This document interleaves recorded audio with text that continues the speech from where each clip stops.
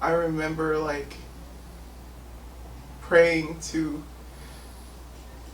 Heavenly Father to help me, because I didn't know what was happening. And so I remember I was praying and like basically like begging begging to like help it stop, because I was like, it was really bad and I didn't really know what to do, and I didn't want to talk to anybody because I felt really I didn't want anybody to think that I was like kind of like crazy. Yeah. Because I felt like that. And so I was like, nah, I gotta figure something out by myself. And then I remember I was like really like praying to Heavenly Father, begging him to help me, because it was so bad. And like at that moment, that's when my auntie who passed away, her name is Eleni.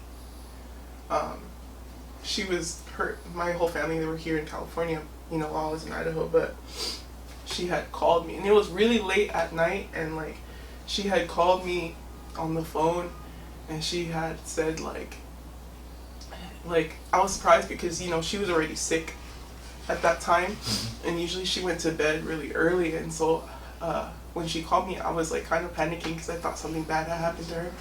But then she was just like, is something wrong? And I was like, no, why? You know, kind of lying. And she was like saying like, I felt a very strong feeling that I had to call you because something's wrong. And like at that moment, that was something that like really opened my eyes, you know, to realize that like Heavenly Father didn't, you know, forget about me. Forget you, yeah. And so like that was like probably the first time that I recognized that I was like, I think there's something a little bit wrong with me. But I still, even with that experience, I still didn't come to complete terms with it, because I didn't want like to feel like I was like crazy. You know what I mean? Yeah. And so like I didn't tell people about what had happened. I didn't even tell my auntie that like just minutes before she had called, like I was contemplating something really dumb.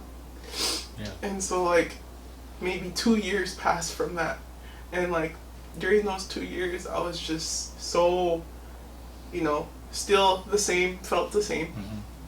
But 2 years passed from that, and no. Actually, sorry, I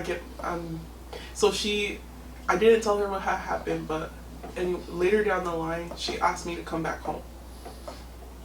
And she asked me to come back home, and I came back home, and, you know, she was sick, so I spent good time with her, but also it was something that helped me to kind of, like, get to understand my situation a little bit better.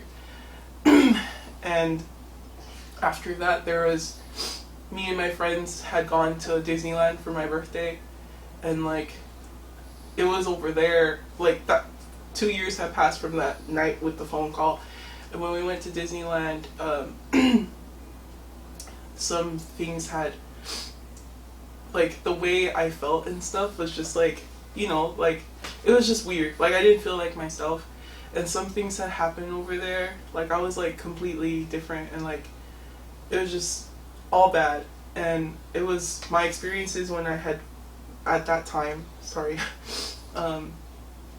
was what kind of led me to really seek out professional help with my depression, and like really realize that I needed to take action with that, because that was the only thing that would help me to be better and not just ignore it or like be ashamed of it. And so after I came back home from Disneyland, I went and saw a doctor, and I got the help that I needed at that time. And like I didn't tell anyone because I was so embarrassed. The only people that I knew was my aunties and my siblings, and maybe like 2 friends. But no one knew because I was embarrassed, because I didn't want anybody to look at me like, oh, she's crazy, or like she's psycho. Yeah, you didn't want to get criticized in that judgment, right? Yeah, exactly. And even me telling you this right now, I have in my mind, I'm like, oh, people are gonna watch this video and gonna be like, man, I knew she was just a little bit crazy. You know what I mean? No. And so that's, like, it's something that I have shame about. If I'm being truthful, I am ashamed of it. But, like, I've realized, I'm not happy, but I know that it's something that I had to go through in order to seek the help that I needed. I don't know if that makes sense.